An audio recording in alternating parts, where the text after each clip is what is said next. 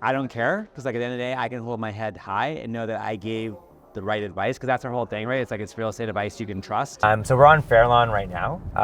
This is one of the probably most popular streets in the neighborhood, which is also one of the busiest streets in the neighborhood, which is ironic.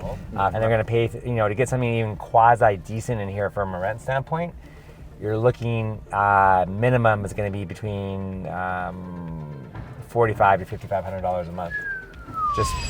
In this episode of Estates, Entrepreneurs, and Espressos, I sit down with the one and only Mark Arnstein, infamous in North Toronto for being a specialist at luxury real estate and an absolute craftsman at what he does. He takes me to one of the most beautiful bakeries I have ever seen in my life. We sit down, we talk about what it means to truly be a great real estate agent. He shares insights into pricing strategy. He shares insights into marketing, and then he drives us around and gives us real perspective as to value in North Toronto. Enjoy the episode. Make sure you leave us a rating and review on our podcast, either on Apple or Spotify. Once a month, we will pull a winner and we will send you a gift. Big shout out to Leo Grant for winning last month's draw. We sent him the book, Choose Your Enemies Wisely, and we hope it helps him build his business. Thanks again for being part of the Prime Nation, and enjoy the show. Yeah, no, it's a vibrant city. Like, it's alive right now too with the weather. Yeah. This is a beautiful setup back here. Yeah, so here, I'll give you the grand tour. So this is my space here for me, right? Like this is like, so initially I was going to put a full thing up, but then the problem, the way I have the AC or heat in here, if I put it up to the ceiling, because all the way at the back, it wouldn't come up. It wouldn't come up to the front. There's no plan that goes through. Yeah. So did you guys redo like? No, the only thing we did, ironic, she had the blue in here by fluke, so which was great. So it worked out. I'm like, oh my God, it's my blue. Like, that's perfect. Yeah, it's actually really nice. So then we just had the stickers made, and then I was able to take all the furniture, mostly from our old office, and bring it here. So I didn't have to really. Who did your logo? My graphic designer. Amazing. Yeah. I think it's really neat. And then, so this is like our boardroom is back here. We do our meetings back here. Whiteboard sessions. Yeah, exactly. And that's it. Awesome. Thank you for the sign. The coffee shop we're going to is actually a client of mine. Okay, amazing. And it's like, he's Persian, but he's opened a French style coffee shop. So it's like amazing, like all fresh baking on site, croissants. That's awesome. Something we're going to do. Okay, so how far are you from Jazz's office here? Not that far. His office is shops in Don Mills. So from here to there, because of the traffic. Welcome to Toronto. If there was no traffic, it'd be like not even 10 minutes. But because of the traffic and kind of how you have to get there, it's probably like 20 to 25 minutes. Yeah, that makes sense. Yeah. And there are like each area has its own kind of vibe and feel, right? Totally. Like you can go like 10 minutes south of here and it changes completely. Wow. There's something to be said about like the character of these areas though, and like the shops and the owners, and like you said, right? Like you do have locally owned, well-run places in neighborhoods like this. Yeah, I mean, people jokingly call it Pleasantville, but people buy into the neighborhood because of the fact that you have some of the top-ranked schools in the city. You got super easy subway access because it's just right down the street. You get on the Yonge line, and just like like good vibe, right? Yeah. So it's really like set up for that. And like people typically, what happens is they'll buy in, and they'll just work their way up the ladder. So they'll start with like the little like 2-story square plan, then go up to like or a semi, and then go into the detached, and then go into like the renovated detached, and then eventually get into the new build detached, and like because once they get in, they don't want to leave. And you're saying there's different pockets of neighborhoods that are worth different amounts, obviously, right? Like well, yeah. So it's weird because if you go like on the east side of Yonge Street, it's a different school zone. Okay. It changes like Bedford Park School, and it's a little bit more of a mishmash of style of properties, like from semis and detached and older and newer builds. Where if you're on this side of Yonge Street, west of Yonge to Avenue Road, you're in John Wanless, which is what is like the one that has like the big reputation, the big cachet is why people buy into the neighborhood. But then it's really messed up too, because even if you come in on this side of Yonge and you're in like the first almost like quarter of a block, you're actually in Bedford Park School Zone, not the John Wanless School Zone. So again, I always laugh when you get like out of area agents come in and then they don't know any of this stuff, and and it's like Sure, yeah, you're on the right side of the street. Yeah, You're I'm by like, the school zone, and it's a firm deal. You're like, it's done. no. That's a sick house. Yeah. Really nice red brick, and they did nice stucco. So they're doing infill too, right? Oh, tons of infill. But the problem with our infill work is it's coming almost to a standstill. How come? Because what's happened now is with HST and the government cracking down on it so much, and then you combine the fact that now Toronto has 2 land transfer taxes. You have the provincial and the city of Toronto. Yeah. Your DC, like just to develop a property, you're 20% in the hole before you even put a shovel in the ground. I've heard 20 to 33% of every dollar of every new home is essentially regulatory capture, just to get the signature on the paper of saying, sure, you can go build something. And people wonder why the prices are what they are. Right? Exactly. Yeah. So we're on Fairlawn right now. This is one of the probably most popular streets in the neighborhood, which is also one of the busiest streets in the neighborhood, which is ironic from a car flow standpoint, because you have traffic lights at each end of the street. Yeah, you can see it. But the lots are all super deep, but a lot of them are really narrow. Like they're anywhere from 17 feet wide to 25 feet wide. You come here on Halloween night, it is a zoo and a half. Like a zoo is like even an understatement. It's like complete utter like mayhem. So, and this is John Wallace. This is the school that everybody wants to be involved in. It's just, it's really heavily funded. The parent committee does a crazy job of raising money for it. They have 2 massive fairs every year that just do unbelievable. So, wow. It's a beautiful school, red brick. The architecture is really nice too. And it carries through with a lot of the houses. Like you can really tell they take care of their properties too. Like you look at the roofs, the eaves. These places are spectacular. Yeah, so this is like the whole thing, like where everything's transitioning from like the new infill work into, but again, it's getting harder and harder for these guys to do it, and the demand for it is through the roof because for Joe Schmo who's coming out of one of that house, right? Says, oh, I want to build a brand new house. I want something bigger. The problem is that it takes them, let's say 6 months to a year to find a lot. Then they gotta go another year to get through the city, get through all your approvals and committee process, because if you went straight off what they allow you to build, it's nowhere near what you need to maximize. It's unfeasible. It doesn't make any sense. And so then they gotta move. They gotta go into a rental, and they're gonna pay to get something even quasi decent in here from a rent standpoint.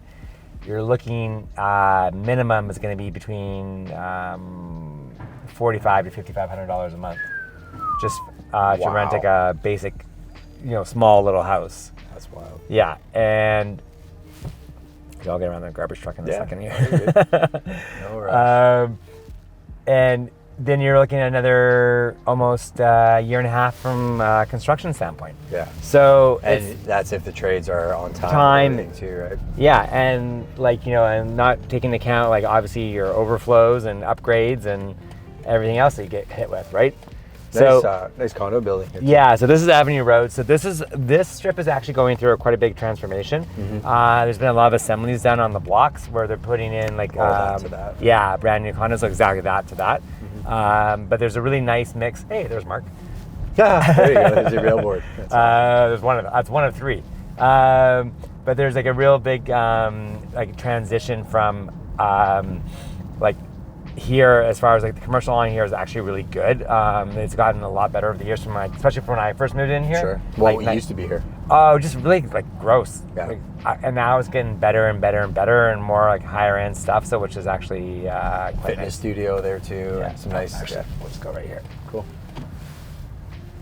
Surprise guest number 3, Mr. Mark Arnstein, longtime friend through the Surham program, and we are shooting some content Nico's just setting up. This will be a good one as well, so make sure you give him a follow.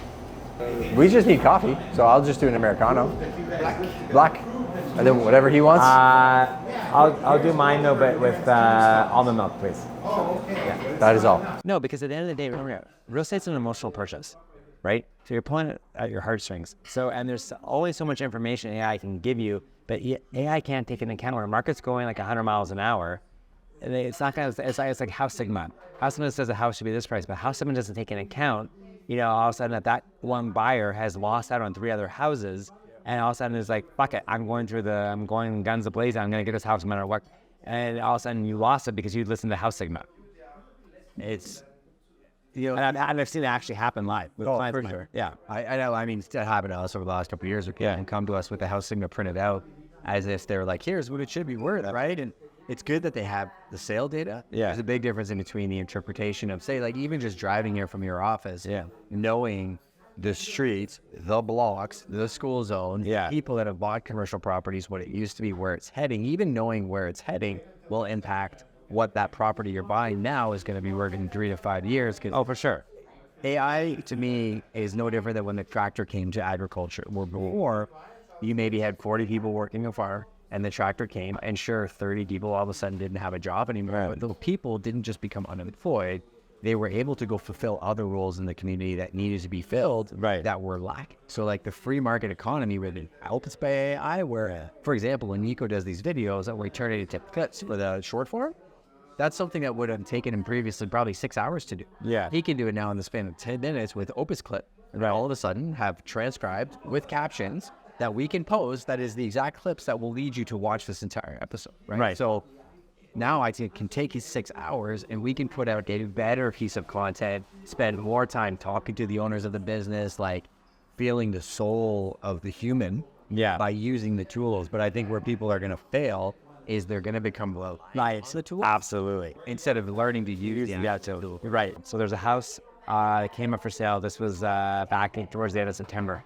And they listed it, first of all, on a Friday. So who the hell lists a house on a Friday? I have no idea. 20% visibility at best. Yeah. And then not only that, they listed it on the Friday going into Rosh Hashanah Eve. So, okay, now, there are a lot of Jewish people that live in this neighborhood, right? A lot of Jewish realtors that work in this neighborhood. Sure. So now you just wipe all them off of Facebook because they're not going to. I'm not touching on it's like basically listing a property on Christmas Eve. Right. So I make a comparison to what we do in our business, right? Because what he talks about in terms of like service, you think of like, so I'm making a comparison of this business to our business because I'm in real estate, like Mark back home. You have Amazon that comes in, everything cheap for $1, right? Ship it to your house in a box this big. But the car's $3. How do they make money? They make money on the whole thing. Right. Eventually, there's going to be two types of real estate agents. I'd say 60 to 70% of the agents that have no value, that don't do anything but set up a portal, you find your own house. They give you a boilerplate contract. They're going to go work at a factory and Amazon's going to pay them 1% because Amazon will just come into the real estate game and buy Berkshire Hathaway or something. Yes. Then there's going to be somebody that's an artist at what they do, like you, in the real estate space, that people will go to because of the market expertise, the connections. They know the houses, the streets, the blocks. They know what's happening 3 years down the road.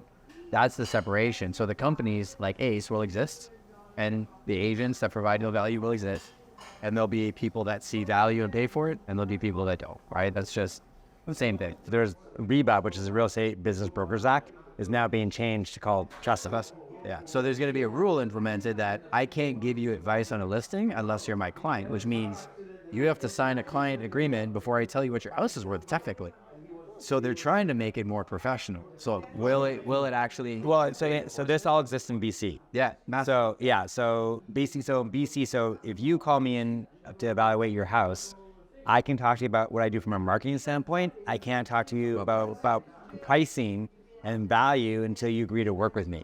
Even if you don't want to hire me, you decide to go hire somebody else, I am now actually no longer show your house and bring a client to your house if I have someone who wants to buy it. Because I have too much, which I have too much. Français? Je vais more. Yeah, he's telling me that. He's like, he's Parisian, so I'll be careful with my friends. He thinks he speaks French. I speak too. It's okay. I know. I get that. When I went to Paris for my honeymoon, I told my wife, don't tell anybody I speak French. If they find out I'm Quebecois, it's a problem. But I'll understand everything they're saying. Yeah, so it's crazy. You can't even. Yeah. So that's a crazy concept. I just don't know how they're going to regulate it. So which is going to be like the. But I landed the listing. So the good thing about the listing employment I went to, and I've always kind of done that where I tell them I'm non-committal. I'm like, here's your range. I'm not going to tell you what we're listing at until the day we list because things could change between now and then. I say that too. I said like this is like I'm saying this today, but like time ago, like I go to market. It can go up, it can go down, like it's like a stock, right? Like versus, what do you want to set at? Yeah. Tell you whatever you want. Yeah, exactly. Which is So let me finish the story, because it's a good story about talking about not knowing your market and out of area agents come in and do shit. So she's out of area listing agent. It's so it's an older infill from like 20, probably maybe 25, 27-year-old house, right? 25 by 150, prime spot on the street, built-in garage, it just needs a massive, right? It's going to need a massive renovation. She lists it for 1899, holding back for offers. Said seller's willing to consider a preemptive offer, so an offer in advance. And so an agent who is not Jewish went, you know what? I'm sure told his client, look, we're going to jump all over this because it's an out-of-area agent, and we're going to offer, and we're going to get it tonight. And exactly what happened, but they only sold it for $100,000 over the asking price. That shit is sold. What? What shit is? It should have sold for $2 million, and it should have sold for like 2.2 to 2.3. Wow. So that seller left like $300,000. then on the table because they hired the wrong agent who doesn't know the area and didn't know what was going on in the market. Let's just hold offers and see what we get, and then they get that nervous feeling of like, oh my gosh, I have this offer, but if nothing else shows up after, right? Like that insecurity can lead to an absolute disaster. Well, but it was set up for disaster from day one because like you listed on a Friday of going into a massive Jewish holiday when there's a ton of Jewish people working in the neighborhood, and I was like, who's your buyer pool for it, right? Yeah, and it's like I had clients who wanted to buy it or wanted to go see it, and they were like, no, it's your holiday, like we're not going to bother you, and it was like, but like it happened so fast, no one had a chance to even react to it, and I just wrote back, I said, just congratulations, but just so you know, you undersold that house by at least $200,000 to $300,000. Yeah. Like, congratulations. Yeah, it's wild. So like we see stuff like that in Grand Bend all the time. Oh, I'm sure. Like certain areas, so like especially seasonality, like a lot of parents will be visiting their kids in London and going home depending on when kids are in school. Bend's super seasonal. I've seen stuff listed completely on the wrong weekends, like a week before it's about to pop. Yeah. Where it easily would have got a lot more attention. No, it is, and like and then the other issue we have here is like one of my biggest competitors is a guy who massively discounts commission. That's because it's all about volume. It's just like having as many signs on the lot as you possibly can to get the phone calls, right? So like, and they, we were in competition on a house. And the seller was like very proud of what he had built, and then it was like. But again, the house was like 23, 24 years old. So it needed a good reno. And so he asked me about, do I paint the kitchen white? I said, you could, but it's not going to, I'm not going to tell you to do something unless there's like a return on the investment, right? There's got to be an ROI to it. And the thing is, if you paint the kitchen white, which is very trendy for whatever is work today, the problem is you still have the rest of the house that needs to be updated as well. Do it all like exactly. So then so you start something, but you're not finished. Like you're only partially way done, so it doesn't make any sense. 100%. You're better off being priced effectively. I leave $250 for them to do their renos. Well, the place we just flipped, we had the same thing. We quoted everything. Yeah. And it was $188,000. Yeah. And then we looked at like flooring and paint is all it needs. Right. Let's create a canvas. Whoever's going to come in here, they're going to need the bathroom and kitchen how they want. Like, leave that money for them to actually do it. Just price it right. Yeah. No. And anyways, and so then and he had it on the market before with another agent, and I said, when he had it on before, did you guys get offers? And they said, yeah, we had offers that were in the I think it was like in the mid 2.8 range, and I was like, okay, well, unfortunately, that ship has sailed, so let's kind of move on from there. But I said, you need to be listed right now because the market's starting to change, in the low 2839, and they were like, I know, that's crazy, that's great, you're great.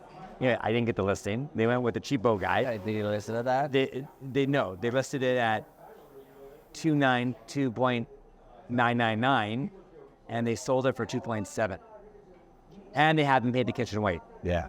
Wow.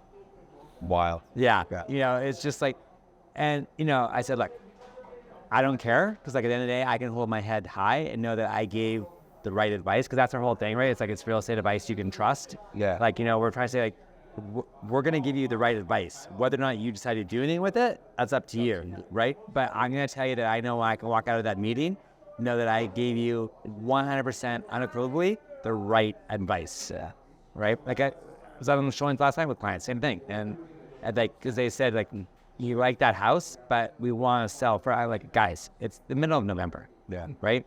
The house is not going anywhere. And if you're not going to, and like, you need to sell first, right? And you want to capitalize and get as much money as you possibly can.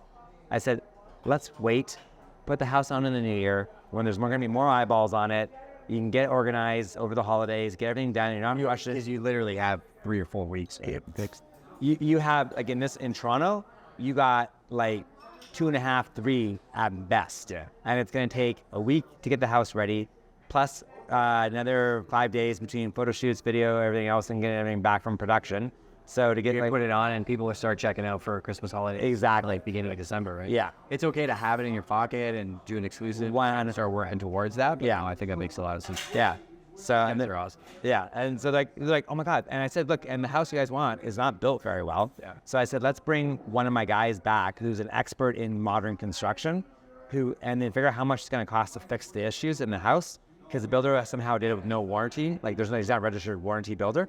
And I said, and then we can go back and say, like, here's how we're going to negotiate the house out. We're going to say it's going to cost this much money to fix the issues. We're going to deduct that off the purchase price, and then we'll go from there. They're like, Get creative. Yeah. Yeah. A deal. So Amanda was showing it today. and that's what AI will not be able to do. For sure. You right? Piece the puzzles together. Yeah. A guy that called us, he had a lakefront property, really cool.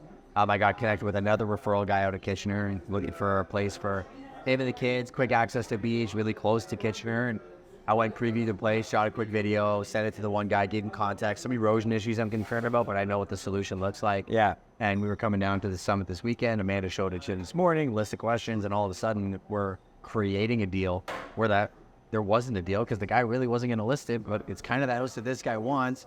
I know the one guy that could fix the erosion issue or at least comment on it. Right. And we're literally just putting puzzle pieces together. Totally. People can make whatever decisions they want. Yeah. Sometimes they buy the house, sometimes they don't.